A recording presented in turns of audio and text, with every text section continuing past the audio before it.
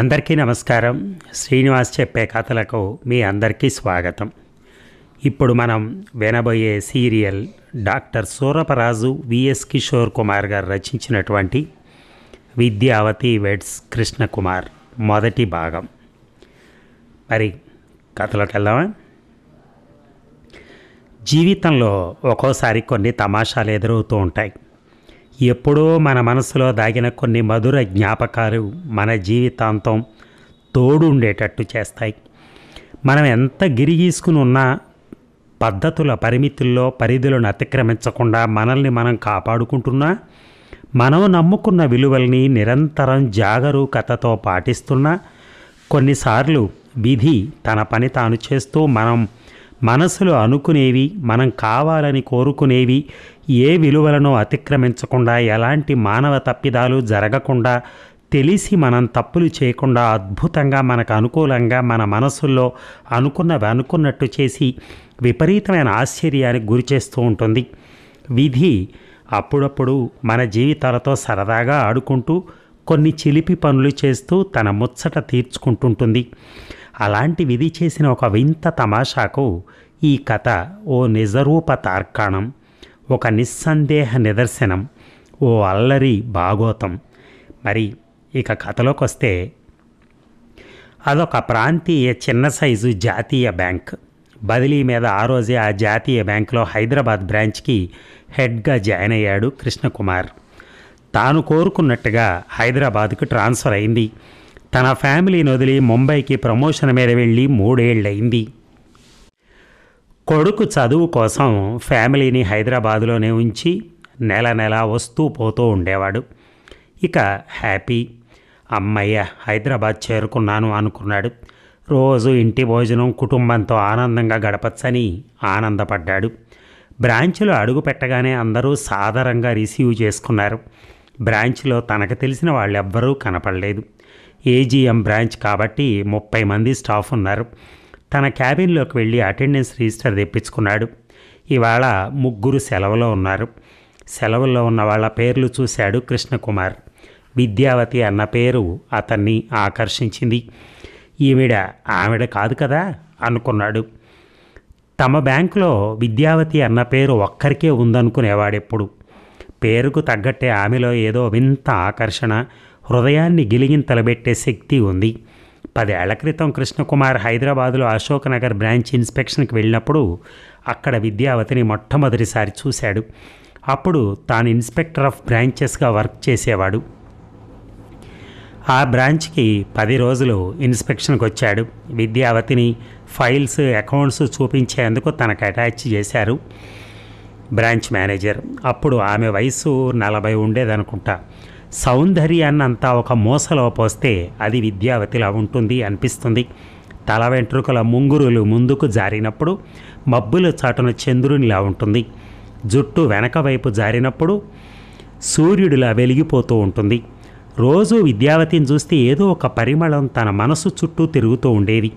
మంచి పొడవు, పల్చటి శరీరం, అందమైన ముఖం, పచ్చని మేని ఛాయ, అన్నిటికంటే మించి ఆమె జుట్టు ఎంతో అందంగా ఉండేది.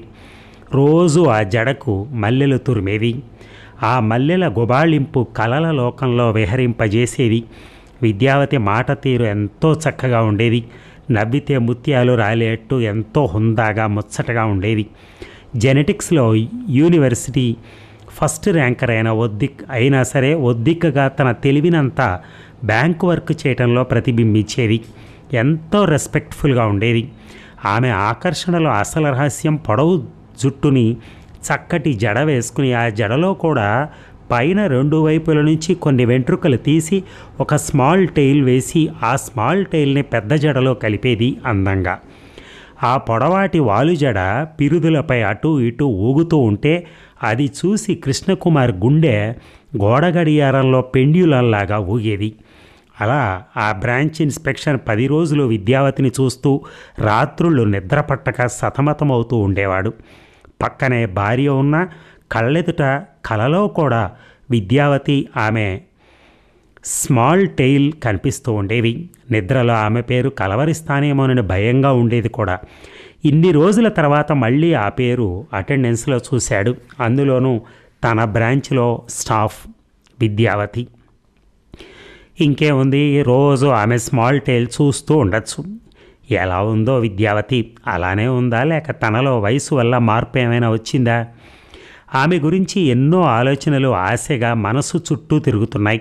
ఏదో తెలియని ఆనందం గుండె లోతుల్లో సుళ్ళు తిరుగుతోంది. సబ్ మేనేజర్ని పిలిచి అడిగాడు. ఈవేళ 3 లీవ్లో ఉన్నట్టు కనపడుతోంది, ఎప్పుడొస్తారు వాళ్ళు, ఎంతవరకు లీవ్ పెట్టారు అని. విద్యావతి పేరొక్కటే అడగకుండా లీవ్లో ఉన్న వాళ్ళందరి గురించి జనరల్గా అడిగినట్టు అడిగాడు, అనుమానం రాకుండా. Rajyalakshmi madam maternity leave sir. Rajarao ఈ వీకెండ్ వరకు లీవ్ అని చెప్పాడు. విద్యావతి మేడం రేపొస్తుంది సార్. సబ్ మేనేజర్ని కూర్చోమని ఒక్కొక్కరి గురించి అడిగాడు. బ్రాంచ్లో ఎవరు బాగా వర్క్ చేస్తారు, ఎవరు కస్టమర్ సర్వీస్ బాగా చేస్తారు, ఇలా అందరి గురించి చెప్పమన్నాడు. ఒకరిద్దరు తప్పితే అందరూ బాగా వర్క్ చేసేవాళ్లే సార్. అందరిలోకి విద్యావతి మేడం చాలా బాగా వర్క్ చేస్తుంది, తన పని తాను చూసుకుని వెళ్ళిపోతుంది అని చెప్పాడు. అందుకే ఆమెకు లోన్స్ మానిటరింగ్ అప్పచెప్పాం. అందరి నుంచి బకాయిలు చక్కగా వసూలు చేస్తుంది. మన బ్రాంచ్కి ఎక్కువ ఎన్పిఎల్ లేకుండా చేస్తుంది ఆమె. మన బ్రాంచ్లో ఉన్న అతిపెద్ద లోను విరాజ్ స్పిన్టెక్స్ మానిటరింగ్ కూడా ఆవిడే చేస్తోంది. లోన్స్కి సంబంధించి అలర్ట్గా ఫాలో అప్ చేయటం, కట్టని వాయిదాలకు నోటీసులు ఇవ్వటం చాలా పర్ఫెక్ట్గా చేస్తుంది. మరి ఇంత కష్టపడుతోంది, తాను ప్రమోషన్ తీసుకోలేదా అని అడిగాడు ఆశ్చర్యంగా. లేదు సార్, తనకు ఇంట్రెస్ట్ లేదు, హైదరాబాద్లోనే ఉండాలని తన కోరిక. హస్బెండ్ జాతీయ బ్యాంకులో చీఫ్ మేనేజర్ ప్రమోషన్ మీద వరంగల్కి నెల క్రితం ట్రాన్స్ఫర్ అయ్యాడు. ఆమెకి 2 పిల్లలు. పిల్లల చదువుల కోసం హైదరాబాద్లోనే ఉంది. 2 పిల్లలు ఇంజనీరింగ్ పూర్తి చేశారు. అబ్బాయి ముంబైలో జాబ్ చేస్తున్నాడు. అమ్మాయి పై చదువులకు అమెరికా వెళ్ళింది అంటూ చెప్తున్నాడు. ఇంతలో ఎవరో పిలిస్తే క్యాబిన్ నుంచి వెళ్ళాడు సబ్ మేనేజర్. అతని మాటలు విన్నంతనే విద్యావతిని వెంటనే చూడాలనిపించింది. అబ్బా, రేపటి వరకు ఆగాలి అని ఫీల్ అయ్యాడు కృష్ణకుమార్ వయసు 52 ఉంటాయి. కానీ పొడవుగా, అందంగా, స్మార్ట్గా ఉంటాడు. జుట్టు రాలేదు, కొంచెం నెరిసింది కాబట్టి వారం కలర్ వేస్తాడు. అతడికి ఒకడే అబ్బాయి, బీటెక్ ఫైనల్ ఇయర్ చదువుతున్నాడు హైదరాబాద్లో. ఇక మొదటి రోజు బ్రాంచ్లో బిజీగా గడిచింది కృష్ణకుమార్కి. అందులోనూ అది కోటి main branch, heavy business branch. ఎంతోమంది కస్టమర్స్ ఉన్నారు ఆ బ్రాంచ్కి. 100 ఏళ్ల క్రితం పెట్టిన బ్రాంచ్ కాబట్టి రోజు చాలామంది కస్టమర్స్ వస్తూ ఉంటారు. లోన్స్ బాగా ఇచ్చారు ఆ బ్రాంచ్లో. లోన్స్ డిపార్ట్మెంట్స్లోనే 10 మంది స్టాఫ్ ఉన్నారు. విద్యావతి లోన్ మానిటరింగ్ చేస్తుంది. అంటే వాయిదాలు క్రమం తప్పకుండా కట్టించడం అన్నమాట. ఈ మధ్యకాలంలో రుణాల బకాయిలు బాగా ఎక్కువైపోయాయి. అందుకే బ్యాంక్ స్టాఫ్ లోన్ కస్టమర్స్ వెంట పడుతూ ఉండాలి బకాయిలు వసూలు చేసేందుకు. అప్పుడే వాళ్ళు తప్పించుకోకుండా కడుతూ ఉంటారు. చిన్న లోన్ కస్టమర్స్ చాలా బుద్ధిగా కడుతూ ఉంటారు.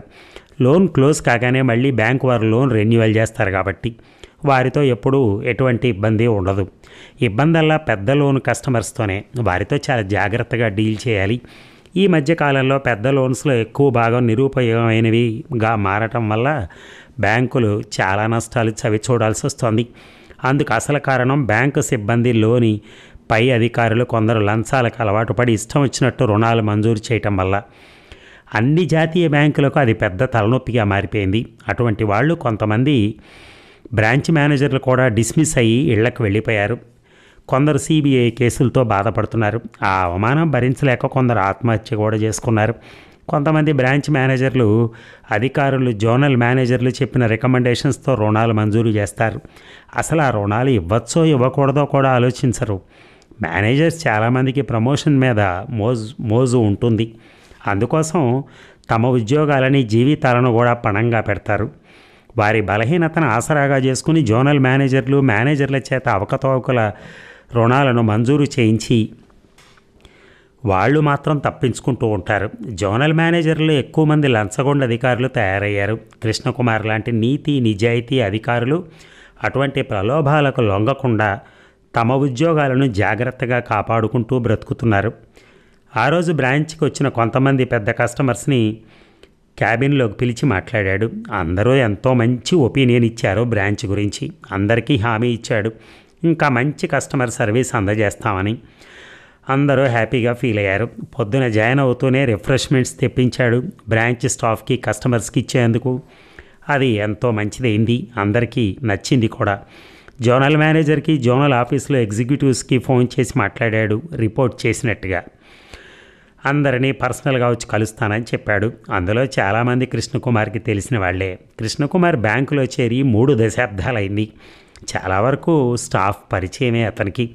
అందులోనూ కృష్ణకుమార్ చాలా బ్రాంచెస్లోనూ హెడ్ ఆఫీస్ డిపార్ట్మెంట్స్లోనూ వర్క్ చేశాడు. అంతేకాక బ్యాంకు స్టాఫ్ కాలేజీలో 2 సార్లు ఫ్యాకల్టీగా కూడా చేశాడు. ఆ సమయంలో ఎంతోమందికి ట్రైనింగ్కి వచ్చేవాళ్ళు. అలా ఎంతోమంది పరిచయం తనకి. ఫేస్బుక్లో కూడా బాగా యాక్టివ్గా ఉంటాడు కృష్ణకుమార్. చాలా వరకు పబ్లిక్ రిలేషన్స్ మెయింటైన్ చేస్తాడు. అది తనకెంతో ఇష్టం కూడా. కృష్ణకుమార్ భార్య రేణుక గృహిణి. తను కూడా బాగా చదువుకుంది. తెలుగు సాహిత్యంలో అందెవేసిన చెయ్యి. ఆమె చక్కటి నవలలు, కథలు రాస్తూ ఉంటుంది. ఆమె నవలలు కొన్ని సినిమాలుగా కూడా తీశారు. ఆమె అతని ప్రాణం, జీవన సర్వస్వం కూడా. ఆమె కృష్ణకుమారి జీవితంలో ప్రవేశించింది మొదలు అతనికి అన్నీ తానే పరవశింపజేసింది. అందుకు ఆమె అంటే అతనికి ఎంత ఇష్టమంటే తనకంటే కూడా ఆమెనే ఎక్కువగా ప్రేమిస్తాడు. ఇంటిని ఒక బృందావనంగా మార్చేసింది రేణుక. తానొక్కతే 1000 మంది గోపికలకు సాటి. అందుకే కృష్ణకుమార్ మనసులో ఇంకెవరూ ప్రవేశించలేరు. అంతగా అతని మనసు నిండా నిండిపోయింది రేణు. ఆమె ఏది చేసినా అది కృష్ణకుమార్ మంచి కోసమే అని అతని నమ్మకం. అందుకే ఆమె మాట జవదాటడు. అలా అని ఆమె ఏ రోజు అతన్ని ఇబ్బంది పెట్టలేదు. భర్తను అన్ని విధాలుగా సుఖపెట్టి కంటికి రెప్పలా చూసుకుంటుంది. ఇక కృష్ణకుమార్కి ఒక్కడే మగ సంతానం. అబ్బాయి పేరు మోహిత్. మోహిత్ శ్రీనిధి కాలేజీలో బీటెక్ ఫైనల్ ఇయర్ చదువుతున్నాడు. మొదటి రోజు బ్యాంకులో బిజీగా గడవడంతో బాగా లేట్ అయిపోయింది. ఇంటికి వెళ్ళేసరికి 9 గంటలు.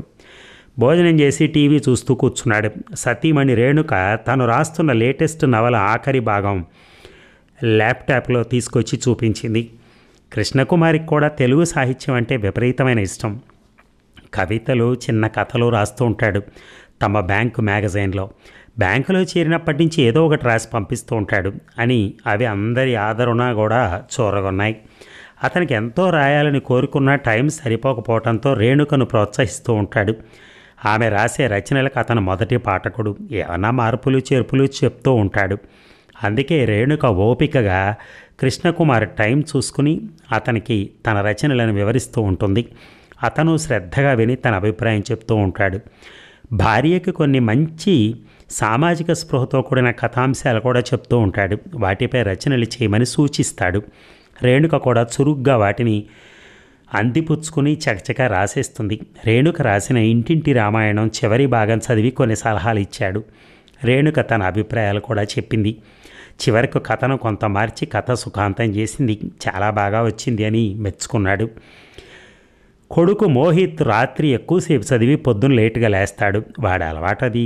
చదువుకోమని వాడికి చెప్పే పని లేదు. ఎంతో శ్రద్ధతో చదువుతాడు. తన తోటి స్నేహితులకు కూడా గైడ్ చేస్తూ ఉంటాడు. అందుకే వాడికి తన కాలేజీలో ఒక ప్రత్యేక గుర్తింపు. ఏదైనా చదువు వరకే. అమ్మాయిలు కూడా ఎంతోమంది స్నేహితులు ఉన్నారు వాడికి. ఏ స్నేహమైనా చదువు అనే గిరిలోనే ఉంటాడు.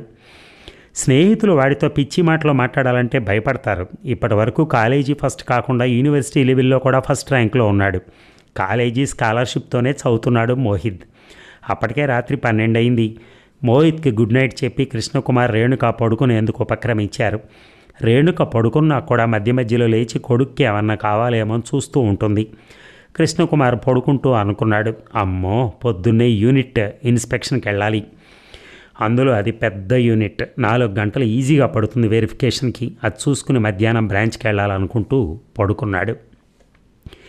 ఇక వేకువజామున 5 గంటలకే లేవటం అలవాటు కృష్ణకుమార్కి. ఎంత లేటుగా పడుకున్నా తెల్లార 5 గంటలకు లేవటం మానడు. అరగంట యోగా, ప్రాణాయామం, అరగంట ఓంకారం చేస్తాడు. ఫిట్నెస్ అంటే ప్రాణం కృష్ణకుమార్కి. బ్యాంకులో కూడా బ్రిస్క్గా వర్క్ చేయటం అలవాటు తనకి. తమ బ్యాంకులో ఎన్నో కొత్త పద్ధతులు కనిపెట్టిన అనుభవం, ఘనత అతనుకుంది. బ్యాంకులోని అన్ని విభాగాలలోనూ పనిచేశాడు. సాంకేతిక విభాగంలో ఎక్కువ కాలం పనిచేశాడు. విజిలెన్స్ విభాగం, క్రెడిట్ కార్డ్, ఆడిట్ విభాగం, ఇన్స్పెక్షన్ విభాగం, ఇలా అన్ని విభాగాల్లోనూ అనుభవం సంపాదించాడు. అందుకే ప్రమోషన్స్ చక్కగా సమయానికి వచ్చాయి. మేనేజ్మెంట్ ప్రశంసలు కూడా పొందాడు. ఇన్ఫర్మేషన్ ఆడిట్ విభాగంలో ఉన్నప్పుడు కొత్త పద్ధతి అమలు చేసి రెవెన్యూ లీకేజ్ కనిపెట్టి ప్రోగ్రాం చేశాడు. దానివలన సంవత్సరానికి కొన్ని కోట్లు రెవెన్యూ లీకేజ్ ఎక్కడుందో తెలిసి యాజమాన్యం సరిదిద్దేవాళ్ళు. ఇలా ఎన్నో నూతన ప్రయోగాలు చేయటం, అవి విజయవంతం కావటం, యాజమాన్యం ప్రశంసలు పొందటం జరిగినాయి. పొద్దున 7 గంటలైంది. రేణుక ఇచ్చిన కాఫీ తాగుతూ పేపర్ చూస్తున్నాడు కృష్ణకుమార్. తమ బ్యాంకు విజయవాడ జోనల్ మేనేజర్ ఇంట్లో ఎన్ఫోర్స్మెంట్ డైరెక్టరేట్ తనిఖీలన్న వార్త పెద్దదిగా కనిపించింది పేపర్లో. ఆ జోనల్ మేనేజర్ బాగా లంచగొండి, స్త్రీలోలుడు అని పేరు. డబ్బులు లంచంగా తీసుకుని కోట్లు లోన్లు ఇస్తాడు. అతని బలహీనతను ఆసరాగా చేసుకుని పెద్ద కస్టమర్లు అతనికి అన్ని ఏర్పాట్లు చేస్తుంటారు. ఏదో ఒకరోజు అతను పట్టుబడతాడని బ్యాంకులో అందరికీ తెలుసు. ఆ రోజు ఇప్పుడు వచ్చింది. అతని వల్ల తమ బ్యాంకుకి చాలా నష్టం వచ్చింది. అతని సొంత ప్రయోజనాల కోసం బ్యాంకును పణంగా పెట్టాడు చాలా విషయాల్లో. 300 కోట్ల లోను దర్యాప్తులో భాగంగా అతని ఇంట్లో తనిఖీలు చేశారు. అతని బెడ్రూమ్ సీక్రెట్ లాకర్లో 2 కోట్ల కరెన్సీ, ₹1 కోటి విలువ గల జ్యువెలరీ, ఇంకా ఇల్లు, ఫ్లాట్లకు సంబంధించి కోట్ల విలువైన డాక్యుమెంట్లు దొరికాయి. అతని మీద కేసు బుక్ చేసి రిమాండ్కి తరలించారు. అయ్యో, ఇలాంటి వాళ్ళ వల్ల తమ బ్యాంకుకి ఎంత చెడ్డ పేరు అనుకున్నాడు కృష్ణకుమార్. బ్యాంకు ఇచ్చే జీతం చాలక ఇలాంటి వాళ్ళు రుణాలు మంజూరు చేయడంలో విపరీతమైన లంచాలు తీసుకుంటున్నారు. ఇంట్లో పెళ్ళాం సరిపోదన్నట్టు బ్యాంకులో లేడీ స్టాఫ్ను ఏడిపించడం, వాళ్ళని సెక్సువల్ హెరాస్ చేయటం వంటివి చేస్తున్నారు.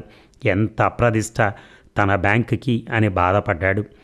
ఇంతలో సబ్ మేనేజర్ శాంతారాం దగ్గర నుంచి ఫోను. చెప్పండి శాంతారాం గారు అన్నాడు.